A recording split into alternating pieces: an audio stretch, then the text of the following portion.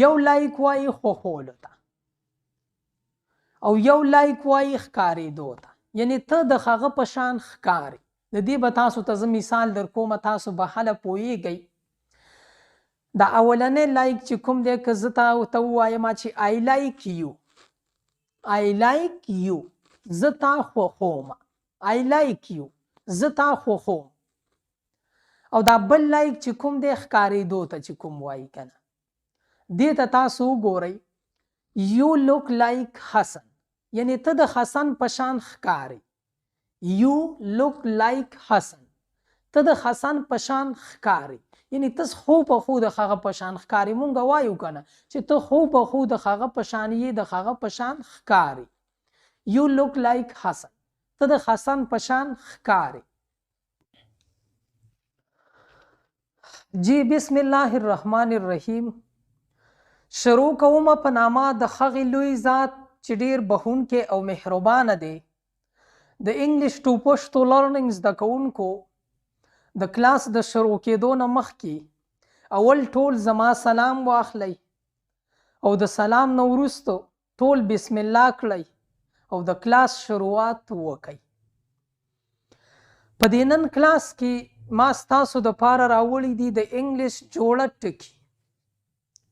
د انګلیش جوړه ټکي دي یو شان ټکي دي، خو د دغه ټکو معنی مطلبونه بدل بدل دي.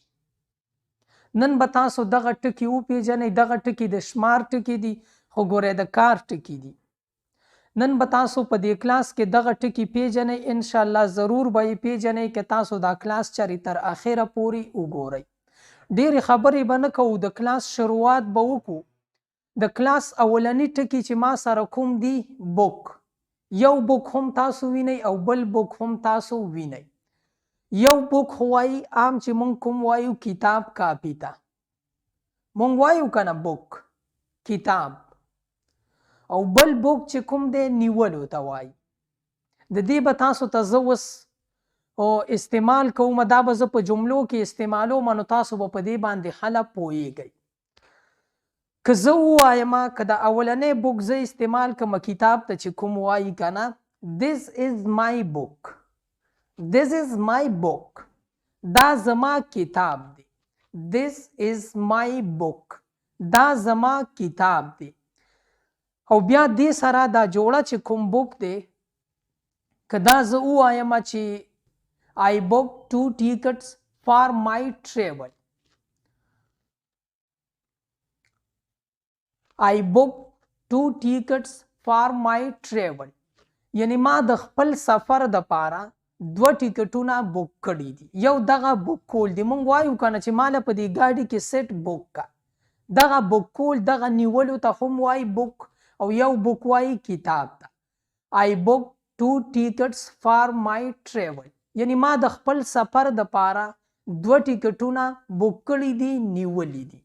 د دې دواړو په مطلبونو باندې تاسو ورسېدئ که نه، یو شان ټکي وو او د دې معنی بدلې بدلې وي.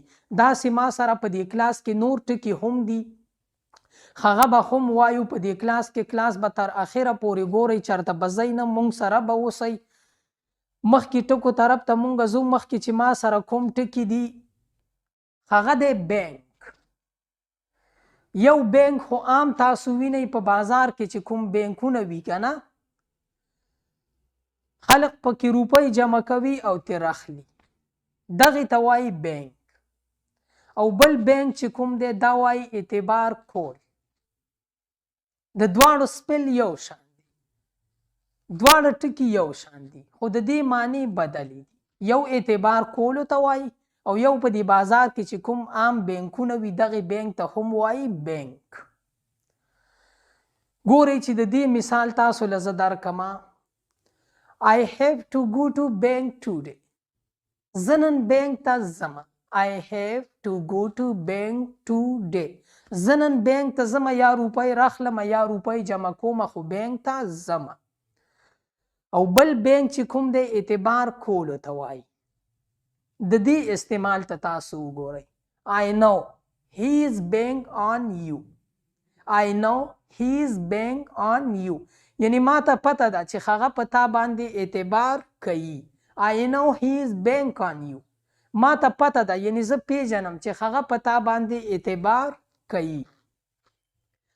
داسې به لاړ شو د مخکې ټکو طرف ته. مخکې چې موږ سره کوم جوړه ټکي دي هغه دی کین. یو کین وایي کولی شي، یعنی د پاسیبیلیټي دپاره چې کوم استعمالیږي، او بل کین وایي ټینکی ته، یعنی د اوبو دا ټینکی ده که نه، په کومه کې چې موږ اوبه سټور کوو، په کومه کې چې موږ اوبه اچو، یو کین دغه ټینکی ته وایي. د دې استعمال ته تاسو وګورئ، د دې به موږ څنګه استعمال کوو. د دې چې استعمال وشي تاسو به په دې باندې پوه شئ. You can ask everything from me، یعنی ته زمانه د هر څیز تپوس کولی شي. You can ask everything from me، ته زمانه د هر څیز تپوس کولی شي، یعنی ته زمانه د هر څیز تپوس کولی شي، تا ته اجازت دی. یو کین دا شو که نه، کولی شي. او بل کین چې کوم ټینکی ته وایي، this can of oil is very heavy، this can of oil is very heavy. تاسو به په دې سړکونو باندې په بازارونو کې ټینکی وینئ، دغې ته هم کین وایي، یعنی دا د تیلو ټینکی ډیره هیوي ده، ډیره درنه ده. this can of oil is very heavy، دا د تیلو ټینکی ډیره درنه ده. ګورئ مخکې چې موږ سره کوم ټکی دی لای، یو لای وایي دروغو ته، او بل لای وایي آرام کولو ته، یعنی دمې کولو ته. ګورئ د دې استعمال ته تاسو وګورئ. don't you lie to me، don't you lie to me، یعنی ما ته دروغ مه وایه، ته ما ته دروغ مه وایه. don't you lie to me، ته ما ته دروغ مه وایه. ګورئ او دې سره چې بل کوم ټکی دی lie آرام کول، یعنی دمه کول. I want to lie down because I am tired، I want to lie down because I am tired، یعنی زه غواړم چې آرام وکړم، دمه وکړم، ځکه چې زه ستړی شوی یم. I want to lie down because I am tired، زه غواړم چې آرام وکړم، دمه وکړم، ځکه چې زه ستړی شوی یم. ګورئ بیا مخکې موږ سره چې کوم ټکي دي هغه دی بیر. یو بیر وایي ځنګلي ځناور دی. موږ یو کلاس جوړ کړی او په هغې کې ما ویلي و، ما نه پیژانده چې دا بیر کوم ځنګلي ځناور دی، خو ځنګلي ځناور دی. نو ډیر کمنټس راغلی و چې دا میلو ته وایي. او بل بیر وایي برداشت کولو ته. نو تاسو د دې استعمال کوو چې تاسو په دې باندې پوه شئ چې دا دوه ټکي دي او د دې مطلبونه معنی بدلې دي.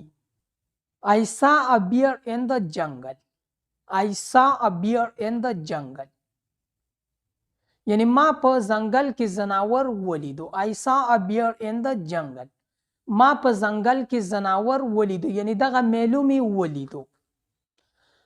او بل بیر چې کوم دی برداشت کولو ته چې وایي، د دې استعمال ته تاسو وګورئ. I can't bear this heat، I can't bear this heat، یعنی زه دا ګرمي نشم برداشت کولی. I can't bear this heat، زه دا ګرمي نشم برداشت کولی. جی ګورئ بل مخکې چې موږ سره کوم ټکی دی لایټ. یو لایټ وایي بلب ته، دا رڼا چې کومه کوي که نه، دغې ته وایي لایټ. او بل لایټ چې کوم دی دا وایي سپک ته، یعنی په وزن کې چې سپک وي. تاسو د دې استعمال ته وګورئ. دا کوم چې بلب دی رڼا کوي که نه، It's too dark، please switch on the light for me، It's too dark، please switch on the light for me، یعنی دا ډیره تیاره ده، مهرباني وکړه زما دپاره لایټ آن که، بلب آن که ولګوه. It's too dark، please switch on the light for me، دا ډیره تیاره ده، مهرباني وکړه زما دپاره بلب لایټ ولګوه. او دې سره چې بل کوم لایټ دی سپک ته چې کوم وایي، د هغې استعمال چې زه تاسو ته وکړم. ګورئ this can of oil is very light، this can of oil is very light، یعنی دا د تیلو ټینکی ډیره سپکه ده. this can of oil is very light، دا د تیلو ټینکی ډیره سپکه ده. ګورئ بل مخکې چې موږ سره کوم ټکي دي دوه لایک. یو لایک وایي خوښولو ته او یو لایک وایي ښکارېدو ته، یعنی ته د هغه په شان ښکاري. د دې به تاسو ته زه مثال در کومه، تاسو به هله پوهیږئ. د اولنی لایک چې کوم دی، که زه ته ووایم چې I like you، I like you، زه تا خوښوم، I like you، زه تا خوښوم. او دا بل لایک چې کوم دی ښکارېدو ته چې کوم وایي که نه، دې ته تاسو وګورئ You look like حسن، یعنی ته د حسن په شان ښکاري. You look like حسن، ته د حسن په شان ښکاري، یعنی ته خو په خو د هغه په شان ښکاري. مونږ وایو که نه چې ته خو په خو د هغه په شان یې، د هغه په شان ښکاري. You look like حسن، ته د حسن په شان ښکاري. ګورئ بل مخکې ټکي ته وګورئ. مخکې چې مونږ سره کوم ټکی دی کاینډ. یو کاینډ وایي د نرم زړه والا ته، یعنی د چا زړه چې نرم وي. او بل کاینډ وایي قسم ته، یعنی دا یو قسم دی. صحیح ده. My mother is very kind، زما مور ډیر د نرم زړه والا ده. My mother is very kind، زما مور ډیر د نرم زړه والا ده. او بیا د دې بل کاینډ استعمال ته وګورئ. What kind of shoes you like، What kind of shoes you like، یعنی ته کوم قسم بوټان خوښوي.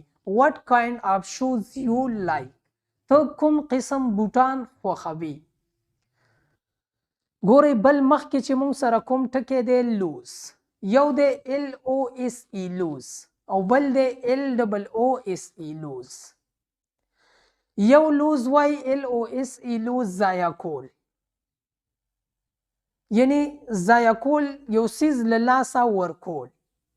د دې مثال ته تاسو وګورئ.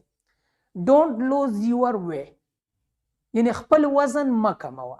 ته په دې حالت کې صحیح، ستا وزن ټیک دی، خپل وزن مه کموه. Don't lose your weight، خپل وزن مه کموه. او بل مخکې چې دا کوم ټکی دی لوز، کوم چې سست ته وایي. This shoes is very loose for me، دا بوټان زما د پاره ډیر سست دي، یعنی زما په خپه کې ډیر سست دي، ډیر کولاو دي. This shoes is very loose for me، دا بوټان زما د پاره ډیر سست دي.